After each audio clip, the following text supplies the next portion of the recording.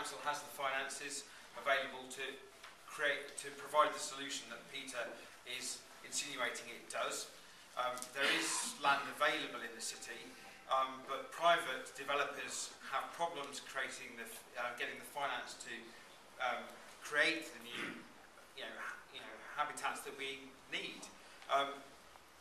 The council working with them should be able to guarantee that there are people able to move in and lease those places, which would free up finance and enable private people to private developers to build the sort of houses that we need. And I think that is a far better solution, and actually a realistic one, because it's very easy for us to sit here and say the council should build lots of houses, but the reality is that isn't going to happen. It's not something the council can do. So the council has got to work in partnership with the private sector, and it can provide lots of houses which can be used for social housing. Peter, you want to come back very briefly on what what Ross is describing, working in partnership is all very, very well, but actually we know from experience that the private sector will sit on those parcels of land. They won't get developed. It doesn't happen. But you didn't CPO anything when you were in, did you? Actually, I did. Why do house builders sit on a piece of land? What is it? I'll tell you what they do. They sit on it until the market. You know nothing about it, Peter. You're talking rubbish. Well, I can see. I can see from the reaction of the audience. Hang on a second. Let Peter finish. Excuse me. Let Peter finish. No. Let Peter finish.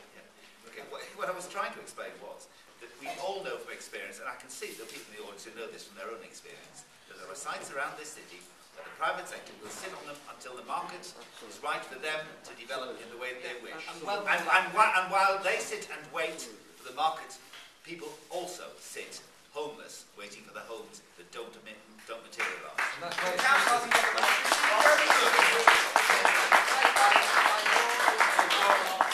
One more comment there. I'd like, particularly in response to this, to hear from Jeff and Mohammed have not spoken yet. Well, I work in the homeless sector, and I work with lots and lots of people who are in tenancy, private tenancies, and basically they're having to take money. They're having to take money out of their benefit to pay for the rent. Do you know what I mean? So it's not just for only the private sector.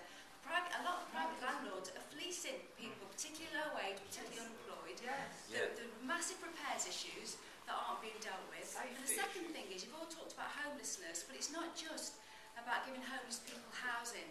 Homelessness is really, really complex. I work for a settlement service. They're cutting 10 posts in the city. We're closing 2 hostels after the elections. Do you know what I mean? And I want people to answer that as well. Affordability.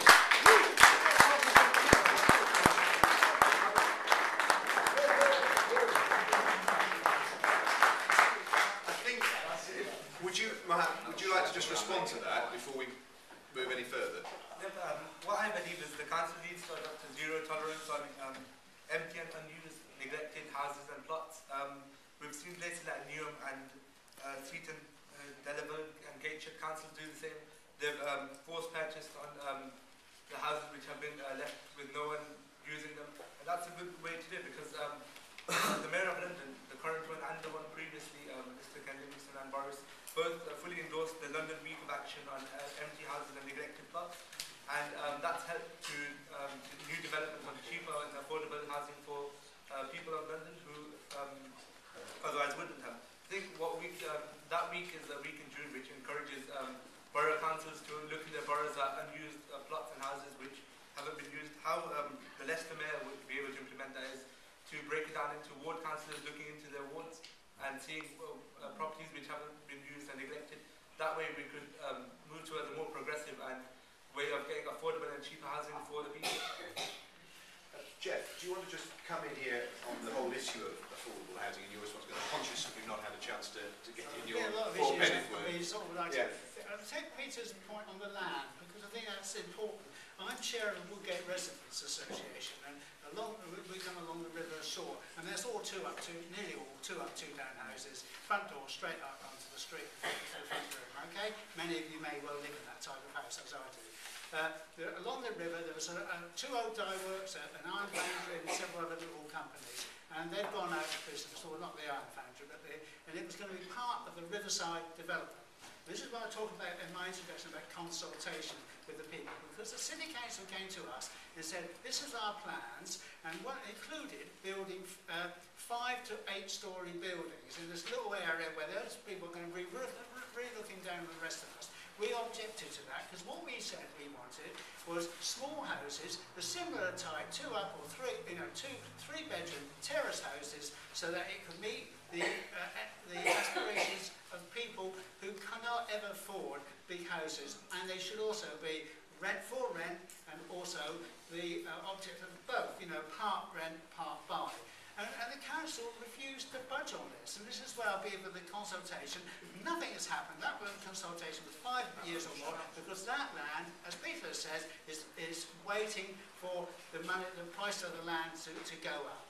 And this is where I think Peter is absolutely right on this. It needs to be, we need to do something about actually stopping the people who are making money on houses. I do agree with the comment about my preference is for council houses, the council to build the houses, because you don't have the profit margin in it. But I am also practical, because I'd rather be sort of have an ideology about this and preventing people having houses. If Rick can come up, if I was mayor and came up with his 400 houses or whatever thing, then the private sector can produce the houses, and I would go along with that, because it's so important. Most important is to have the houses, irrespective of actually how they are built. Can I just say one about the students' accommodation? I'm trying to pick up all the bits. Is one here. Actually, I don't object to student accommodation, because although I accept your criticism about these areas, like Woolgate doesn't have too many students because it's a bit out, but I think in a Filbert Street area was a lovely community. I mean, people in there. It was a lovely community which gradually got torn apart because the houses became for rent for students who only stayed for a year or so, and they left. They lost the sense of community. I'm a community worker as a chair of the association, but having strong communities is really, really important to me. And so if the students go into student accommodation and those houses become available for families, or single people who are four ladies or women staying together, are going to stay there for a few years together, even though they may not stay there the rest of their lives, then I think that's really, really important. So there's several comments there. We got in there, yeah? This guy asks his question. Yes, ma'am. You say you want the private sector got to do more to get people out of housing, but most private landlords won't take anyone who's on benefits. So how's that going to work? Yeah,